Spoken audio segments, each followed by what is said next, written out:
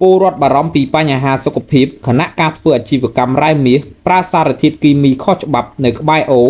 ដែលពួកគាត់ប្រើប្រាស់ទឹកនិងសត្វពាហនៈ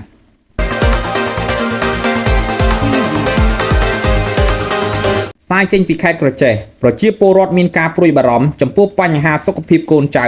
ព្រមទាំងសត្វពាហនៈខណៈដែលក្រុមឈ្មួញវៀតណាមបានធ្វើអាជីវកម្មរ៉ែមាសខុសច្បាប់មួយកន្លែងប្រើប្រាស់សារធាតុគីមីនៅចំណុចអូធំស្ថិតក្នុងភូមិអូត្រូនឃុំក្បាលដំរីស្រុកអូក្រៀងសែនជ័យខេត្តក្រចេះពលរដ្ឋដែលដើរទ្វារគោនៅតំបន់នោះបានលើកឡើងថាពួកគាត់មានការព្រួយបារម្ភណាស់នៅពេលដែលឃើញសកម្មភាពនៃការធ្វើអាជីវកម្មរ៉ែមាសនៅចំណុចទីតាំងខាងលើប្រើប្រាស់នៅសារធាតុគីមីធ្វើឲ្យមានក្លិនស្អុយសាយភីនៅតំបន់នោះ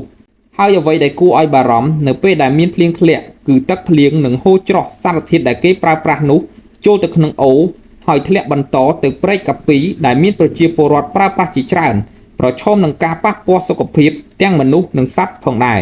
ប្រភពព័ត៌មានពីប្រជាពលរដ្ឋនៅតំបន់នោះថាការធ្វើអាជីវកម្មរ៉ែមាសខាងលើគឺមានជនជាតិវៀតណាមម្នាក់ឈ្មោះរ៉ានិងបកពួកមួយក្រុមទៀតគឺបានជួលដីចំការស្វាយចន្ទីមួយកន្លែងនៅចំណុចទីតាំងខាងលើនិងធ្វើអាងស្តុកទុកសារធាតុគីមីដើម្បីចម្រាញ់យកមាសដែលធ្វើឲ្យក្លិនសាយភាយស្អុយប៉ះពាល់ទៅដល់បរិស្ថានជុំវិញជាក់ស្ដែងនៅព្រឹកថ្ងៃទី7ខែមេសាឆ្នាំ2026នេះមានការរាយការណ៍មកក្រុមអ្នកសារព័ត៌មានប្រចាំនៅខេត្តក្រចេះក៏បានចុះទៅផ្ដិតយករូបភាពទីតាំងធ្វើអាជីវកម្មរ៉ែមាសនៅចំណុចទីតាំងខាងលើ